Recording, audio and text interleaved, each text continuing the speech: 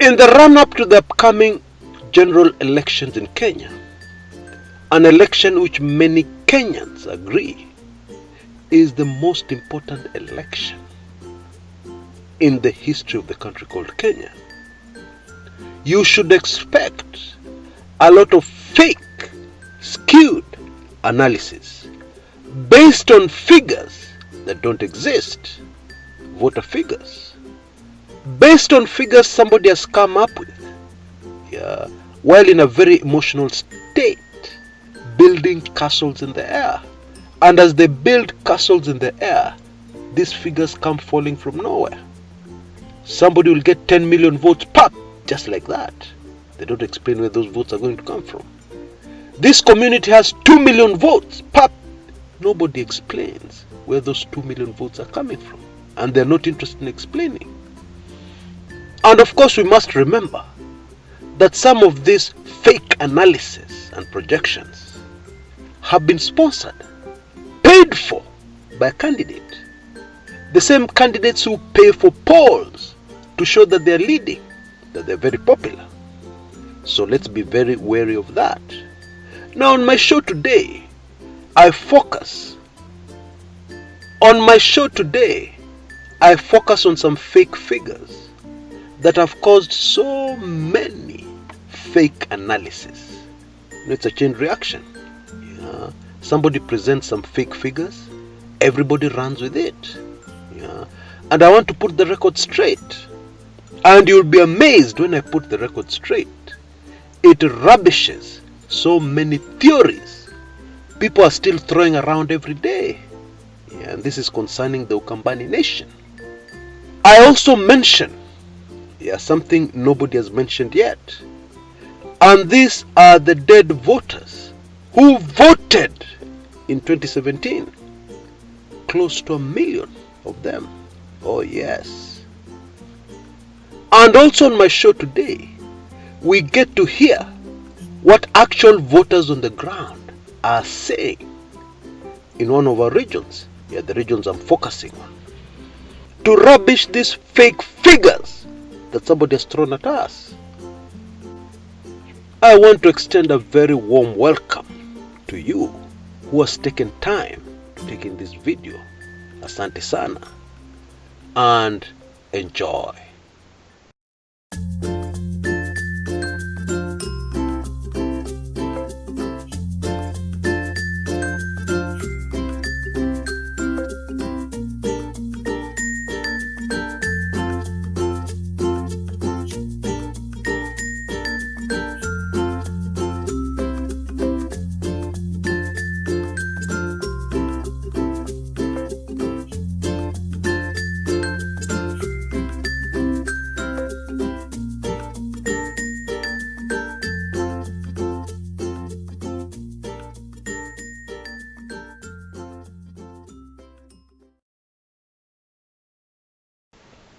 In the heat of a general election, especially in the country called Kenya, it is very normal for people to start building castles in the air, as far as their figures of possible votes are concerned.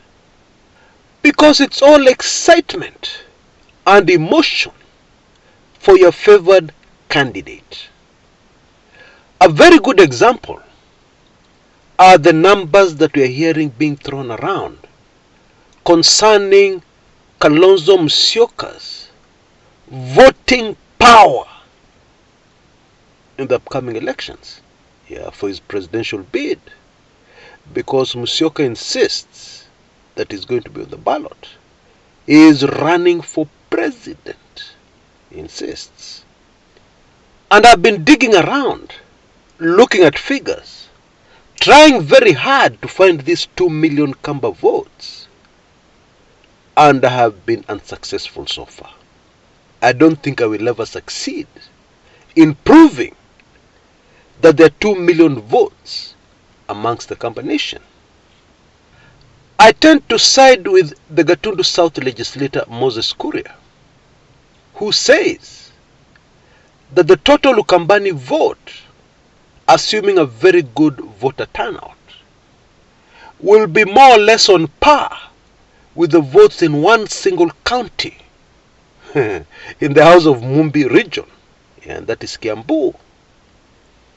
And so maybe somebody from Kiambu should have insisted on being Raila's running mate. Because if we're talking about votes, the entire Ukambani is on par with Kiambu County. One county. Building castles in the air. Throwing figures that are meaningless into the air. Yeah, to support your narrative. To support your candidate of choice. And there's something else Kenyans should factor in. According to my information from impeccable sources who should know, this time round, we're not going to have dead voters voting. Now I can hear somebody somewhere saying, huh? Yes, you heard me right. In 2017, close to 1 million people, Kenyans who had already passed on, took time away from the grave, rushed to polling stations, and cast their votes. True story. Now, these voters were spread right around the country. So even if you're looking at registered voters in 2017, you have to factor in a small percentage, yeah, of voters who are not real voters and who this time round will not vote. Yeah, there'll be no dead voters voting. All the more reason why the figure of 2 million votes is very far-fetched. Because what will happen is that those fake votes are going to be replaced by people who registered as new voters this time round. We all know that the registration of new voters was nowhere near impressive this time round. Very few youngsters registered as voters, yeah, to the disappointment of the IEBC, the Independent Elections and Boundaries Commission, the guys running the election. Bottom line, the figure of registered voters in 2022 will not be very different from the numbers we had in 2017. They'll only be marginally, slightly higher. What I'm saying is that using the 2017 figures, yeah, to analyze, gauge, estimate, predict votes, yeah, will give you something very close to what we will actually see in these upcoming general elections. Now, people have been talking about Kalonzo Musyoka, the presidential candidate, forcing a runoff. Yeah, because it is said that because of the massive number of votes he's going to get, none of the two major candidates will be able to master the 50+1 requirement, yeah, for somebody to be duly elected as president. Of course, this analysis that doesn't make sense, yeah, is based on the figure which dropped down from the sky somewhere, yeah, of 2 million Kamba votes. And of course, assuming that the Kamba nation will vote almost to a man for Kalonzo Musyoka, which I am sure those of us who are alert know very well that that is something somebody should go and tell the birds. Not true. Can never be true. Because if you listen to what the Kamba nation voters are saying on the ground, yeah, which we will in a bit, you will know that the Kamba nation, despite the stage managed protests, will not vote to a man for Kalonzo Musyoka. They never will. For one very simple reason. Now this is a characteristic in the Kenyan voter that has been there since independence. Yeah, I suspect that somebody, a clever campaigner, introduced it in a campaign somewhere in the 60s, and it spread widely right across Kenya, and it stuck kama super glue. The Kenyan voter puts it as follows: mimi sitaki kupoteza kura yangu. Yeah, what they mean, they don't want to waste their vote on a candidate who is not winning. Okay? So a typical voter will step into the polling booth, and their decision will be driven by the person they think is most likely to win.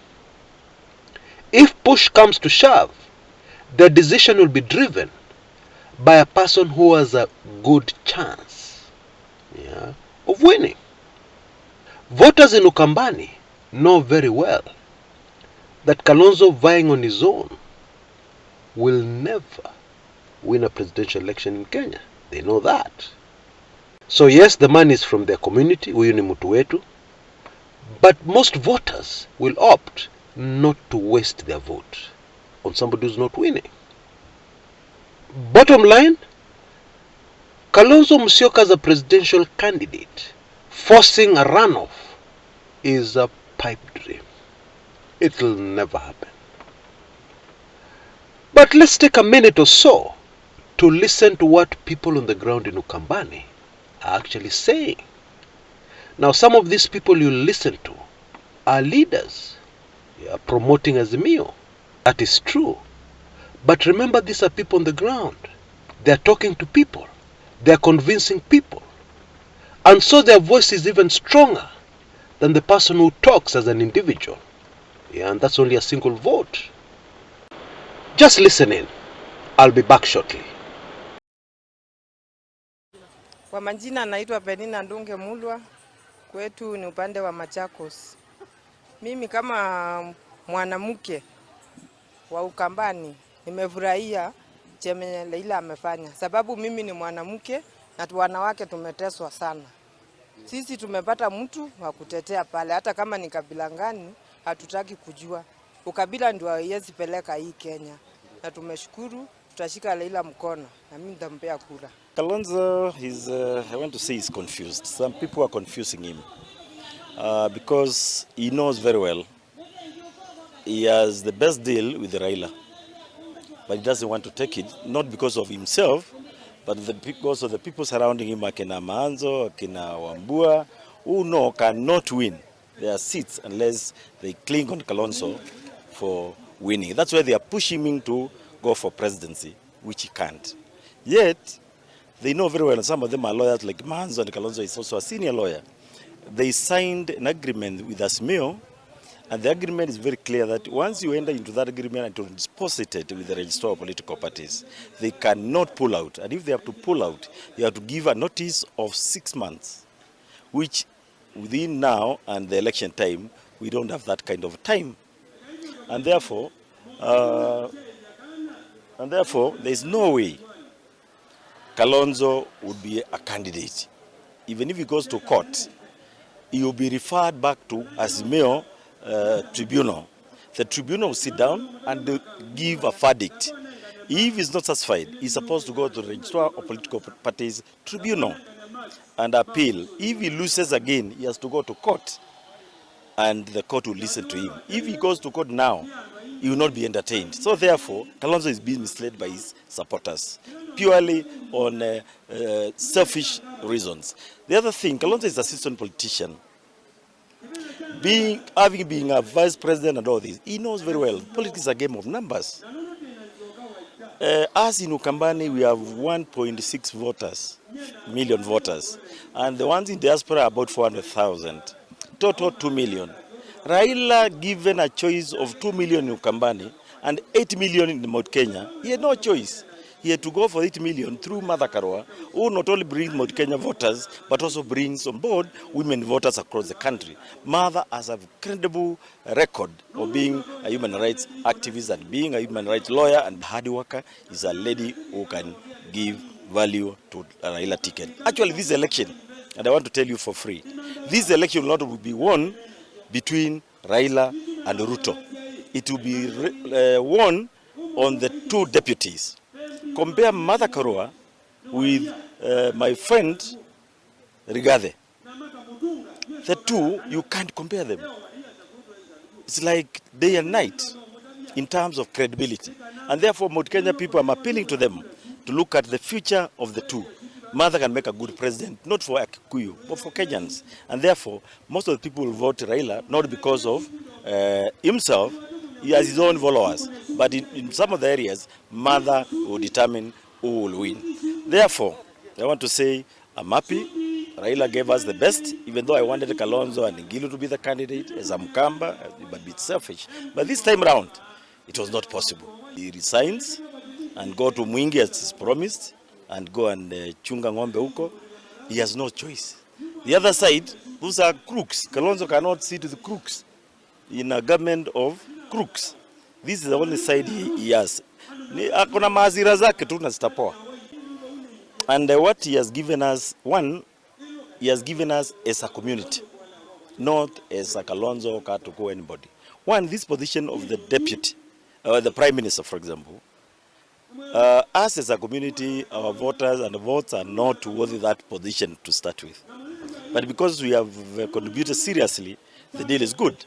He has also given us 20% of his government across the board. For example, ministers, we get 20% of the ministers. Ministers are 21. Therefore, we get 4 ministers plus a prime minister. That's a good deal. He has given us 20% of ambassadors, 20% of all senior appointments, political appointments. And also in terms of budget, he has given us money for water. Ukambani has been issues of water. We have sat with him. We have agreed on what kind of budget we require for the region, and he has accepted. He has given us Kangundo to Nairobi, dual carriage. He has given us Machakos to Junction, dual carriage. He has given us 1,500 kilometers of road in Ukambani. Machakos 500 kilometers. Makueni 500 kilometers. And Kitui 500 kilometers. If we get that kind of tarmac for this region, we'll be able to solve. So the deal is good, I can say in summary. Lomena Ndinda. Mi maoni yangu ni kwamba Kalonzo kweli kama anapenda hii community ya Wakamba, arudi Azimio afanye kazi na viongozi wenzake. Lakini mambo ya kuyumba mara leo anasema hii mara kesho hivi, sisi Wakamba tunasikia tumeumika kwa sababu tumekuwa nyuma yake kama kiongozi, tukimfuata tukifikiri atatuonyesha mwelekeo. Na mahali siasa imefika sasa, Kalonzo kuanza kuyumba na kuanza kutuonyesha ya kwamba ni kama analeta threats. Sasa ni kama anataka kuonyesha ya kwamba Wakamba hatuna msimamo. Sisi Wakamba tuna msimamo, tuko nyuma ya Kalonzo. Kama anataka kuungana na viongozi wengine wafanye kazi. Kwa hivyo arudi Azimio, washikane, walete serikali, Wakenya wasaidike. Asagea ya kwamba washatafuta running mate na hakuna vile Kalonzo atakuwa running mate wa Raila. Na pia kama wewe ni mtumishi na hata kama wewe ni mtumishi unataka kutumikia wananchi, you can serve in whichever capacity and you become a leader. So onyesha Wakamba mwelekeo, hiyo department ulipewa ni sawa. Ni Solomon Musiemi Kamonde. Alliance Kilima. Yangu ni machache juu ya mahali tuko wakati kama huu. Tunajua tunaelekea kwa general elections tarehe 8 mwezi wa 9. Tarehe 8 mwezi wa 8. Na wakati huu mwema nataka kuuliza Mheshimiwa Kalonzo. Kalonzo tuko na heshima kubwa sana. Na Kalonzo tunakuuliza tukiwa wanyenyekevu usikilize maneno ya Wakamba wale wengine. Wacha kusikiliza watu watatu waine advice. Sisi wenyewe tunaona mahali unaelekea, utatutupa kwa shimo. Kalonzo, wewe umekuwa mbele yetu kila wakati ukituambia tushikane ndio tutafute vile tutapata hii mkate ya national cake. Wakati huu wakati umetuacha na unatusema unataka kwenda peke yako, hatujui tutatokea wapi. Hii serikali yenye nakuja itachukuliwa, na ikichukuliwa sisi Wakamba tutakuwa nje. Kalonzo, wewe ni mkubwa wetu na tunakuheshimu. Rudi tena kwa mzee Raila ndio tufanye kazi na yeye. Asante sana. Kwa majina yetu January Small Mbithi, na mimi kama Mkenya, kuna hiyo wazo ambalo tunazungumzia sisi kama Wakenya. Tunaona mwana wetu ama mtoto wetu Kalonzo amekataa ofa ambayo amepewa na Azimio. Sisi kama Wakenya tunauliza ya kwamba, ama sisi kama Wakamba, kama Kalonzo anakataa ofa ambayo amepewa na serikali ya Raila Amolo Odinga.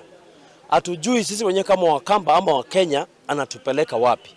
Ile kitu tungemwomba sisi kama Wakenya, ile ofa ambayo amepewa na katika serikali, tumejua kwamba tumepewa 20% ya mgao wa serikali kuu, mgao wa appointments za serikali 20%, barabara tutajengewa 20% ama 1500 kilometers in Kera, Kura and the other one in Ukambani. Hatujui sisi kama jamii wa Wakamba, wakati Kalonzo anakataa ile ofa amepewa, anataka sisi Wakamba tukue wapi? Sisi tunamuomba Kalonzo kama kiongozi wetu wa jamii akae chini, ajizungumzie yeye mwenyewe na atoe wazo jema kwa jamii ya Wakamba na akubali kuingia katika azimio la umoja. Sisi tunajiuliza hivi, kama Kalonzo alikubali hadi tukabadilisha neno ama jina la Azimio la Umoja One Kenya Alliance, akakubali na tukakubali kaka hiyo jina ikakuwa pale, mbona akatae mkataba ambao umepewa na Raila Amolo Odinga? Mbona atake kukuwa makamu wa rais ambaye hana kazi mingi kama ile ambayo amepewa ya waziri mkuu? Tunajua waziri mkuu anasimamia all the ministries in this country. This guy will be in charge of all the appointments in all the ministries, na tuko tayari kukaa nyuma yake kama jamii ya Wakamba na Kenya yote kwa jumla. Kama atakubali, ana option nyingine, lazima aingie kwa Azimio la Umoja One Kenya Alliance. Kama jamii tunasema Kalonzo lazima akuwe pale ili tuende na mbele. Jina naitwa Justice Mutua kutoka Kangundo. Kwa maoni yangu, naona Kalonzo pile alitumiwa, anafaa kuenda yeye pekee pile amepanga. Amechukua running mate yake na hakuna kurudi nyuma, ataenda kwa ndebe. Tumeamua namna hiyo, akina Wiper wote tumesema. Very interesting. What emerges here is that Azimio and Raila Odinga have a killer strategy for Ukambani. Yeah, you may not have heard of it before, but now you have. Yeah, what he has promised the combination, yeah, if he ought to be elected. It is obvious that this will deny Kalonzo Musyoka many votes in the combination. And when you add the other factors that I've mentioned, plus the one I have not mentioned, and that is the gender factor, many women in Ukambani, like their counterparts countrywide, are very excited of the possibility of having a deputy presidential motorcade, you know, mapikipiki and so on and so forth, escorting a deputy president of the Republic of Kenya who is a woman. That is causing plenty of excitement right across the country. So putting all those factors together, whether you love Kalonzo Musyoka or whether you don't like Kalonzo Musyoka, you have a beef with him, like people believe I do, which of course is false. It doesn't matter what you believe or what you feel. The truth is, Kalonzo Musyoka is irrelevant as far as the 2022 presidential polls are concerned. Now, many Kenyans are not aware of the fact that these Kalonzo Musyoka games did not start in 2022. In 2007, Kalonzo Musyoka's watermelon games, contributed to the very horrible, unfortunate clashes where so many innocent Kenyans ended up losing their lives. And of course, this is captured very accurately and vividly in my classic ebook, Let the Blood Flow. You can see details on your screen on how to get hold of it, so that you understand the role Kalonzo Musyoka played in 2007, leading to the 2008 troubles. In my opinion, although I'm sure they're not interested, Kalonzo Musyoka supporters, those are the people who need to understand what happened in 2007. Because there are some things which are more important than others. Your emotions right now, for somebody who belongs to the tribe you belong to, are not as important as the good of the nation called Kenya. Yeah, that is the truth. That is the reality. Because if anything goes wrong, in the nation called Kenya, you can't run back to your tribe. The whole nation will be affected. And what is more, your children and your grandchildren and your great-grandchildren will be affected by your emotional decisions. You will be judged very harshly by history. Just think about it for a minute. Until next time, this is Chris Kumekucha.